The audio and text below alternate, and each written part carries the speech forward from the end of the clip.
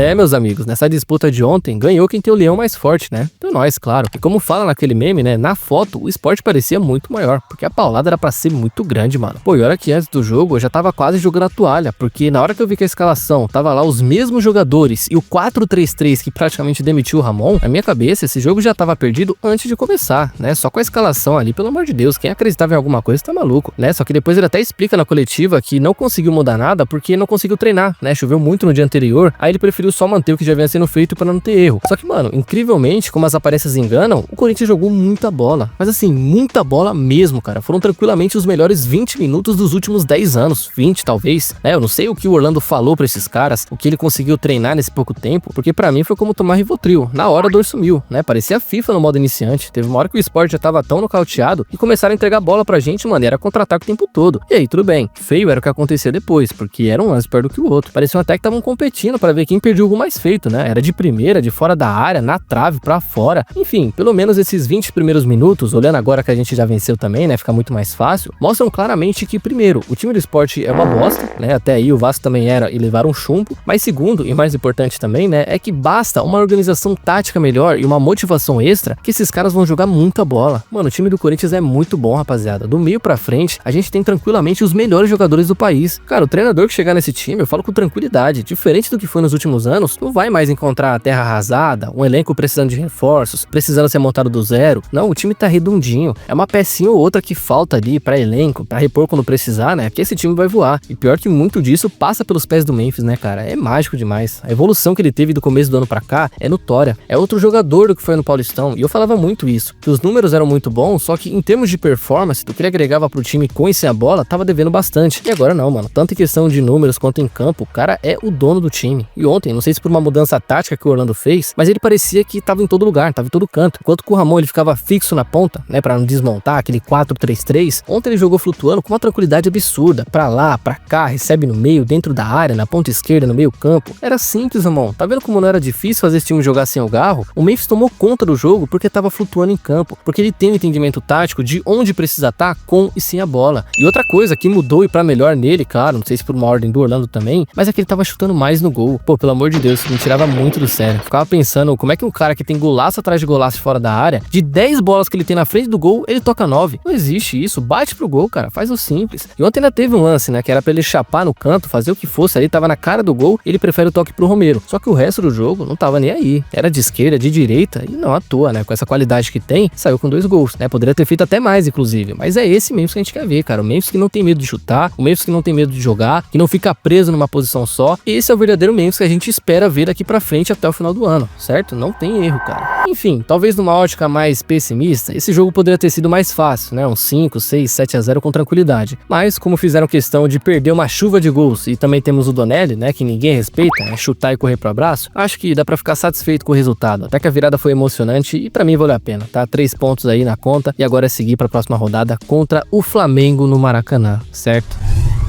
E sobre o assunto Dorival Júnior, já deu pra ver na imprensa que ele não tá mais tão forte quanto antes, alguns já dizem até que pode ter melado, só que a informação do momento é que ele ainda é o plano A da diretoria, que eles querem confirmar isso até o jogo contra o Racing na quinta-feira, mas supostamente as conversas teriam dado uma esfriada por algum motivo e por isso eles começaram a ir atrás de outros nomes disponíveis, incluindo, claro, o mais famoso, né, o do Tite, que até então a única informação que tinham sobre ele é que ele já tinha acertado ali com o Al Hilal pra depois do Mundial. Inclusive o que sustenta essa possibilidade hoje é que o filho dele, que é o auxiliar, ainda vê o Corinthians como uma boa oportunidade de se reerguer na carreira, depois que saíram escorraçados do Flamengo. Só que mesmo assim, cara, quem dá a palavra final nesse caso ainda é o próprio Tite. Então, se ele não quiser voltar, tanto faz o que o filho dele quer. E outra, voltando no Dorival, se o Corinthians realmente não tinha um acerto com ele, não é só um erro da imprensa de ter noticiado a confirmação, é um erro também, ao meu ver, claro, de planejamento da diretoria, né? A confirmação de que o Dorival só seria o novo treinador só veio porque todo mundo pensou que se demitiram o Ramon e tinham feito um contato antes com o Dorival, é porque eles chegaram num acordo. E não, aparentemente até o momento não foi isso que aconteceu. Mas é aquilo também, né, fiel? Não é porque não acertaram de um dia pro outro que pronto, já não vem mais. Não tem pra que esse desespero. É bom deixar claro, né? O processo nem sempre é igual. Pô, ligou num dia, fechou no outro. Nem sempre é assim. Então, ainda existe a chance, e é bem grande, aliás, do Dorival ser o novo treinador do Corinthians nos próximos dias. Só que como o nome do Tite surgiu na pauta, obviamente a imprensa vai sugar disso o máximo possível até alguém se confirmar, né? Eu queria muito que isso fosse verdade verdade, mas infelizmente quase nunca o nosso final é feliz, né? Pelo jeito vai ser o Dorival mesmo e é só esperar o tempo passar que isso vai ser confirmado, falou? E finalmente a diretoria entregou o primeiro balanço financeiro da gestão Augusto Melo, depois também de mais de 20 dias de atraso. Só que a notícia ruim é que depois de 3 anos só fechando as contas no azul, o Corinthians voltou a apresentar um grande déficit nas contas de 181 milhões de reais em 2024. E muito por conta, claro, de como a gente já falou aqui, por terem herdado uma dívida que a antiga diretoria simplesmente não reconhecia, de quase 200 milhões de reais. Valores ali que não eram contabilizados no balanço porque a diretoria aparentemente fechava os olhos, ou em tese, claro, né, só maquiava mesmo ali para não ficar tão feio no balanço. Mas dessa vez os valores foram contabilizados, só que ainda assim, o aumento total da dívida, mesmo sem esses números, existiu e muito, em mais de 700 milhões de reais. Pra vocês terem uma noção, saímos aí da casa de 1,8 para 2,5 bi em apenas um ano, contando com a Arena também, mas você vê, é um aumento muito expressivo de um ano para o outro. Por outro lado, o que ajudou a estabilizar essas contas e não deixar o rombo ainda maior foi que o clube conseguiu manter a receita na casa do bilhão também, tendo um faturamento recorde de 1,1 bi em 2024. Muito graças também às 2 vendas que a diretoria fez do Moscardo e do Wesley, que só os dois somaram mais de 250 milhões de reais para os cofres. Além disso, é importante ressaltar também que esse foi um ano de reconstrução, precisaram montar um elenco praticamente do zero, não ficou quase nenhum jogador de 2023, então gastaram muito dinheiro comprando e pagando luvas para jogadores quando vinham de graça, o que acabou colaborando para esse aumento expressivo da dívida. Fora isso, Fel, a taxa Selic nas alturas também foi outro problema, segundo Pedro Silveira, já que, só de juros ali, o Corinthians teve que gastar quase 300 milhões de reais. Então, em resumo, é isso, tá? Agora o conselho vai analisar e voltar essas contas e em caso de positivo, ótimo, seguimos. Agora, caso reprove, teremos aí mais um motivo para um impeachment do presidente, falou?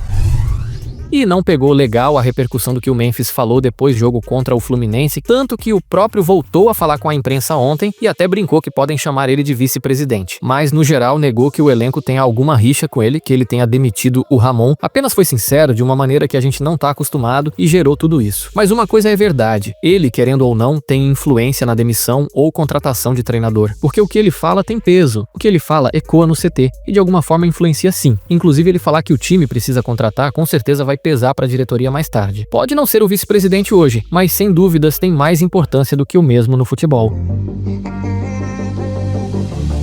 Então, fiel, é isso por hoje. E antes de vocês saírem do vídeo, não se esqueça de deixar a curtida e se inscrever no canal, que já vai estar me ajudando demais e vai contribuir para mais vídeos por aqui, certo? Espero vocês numa próxima, tamo junto e vai, Corinthians!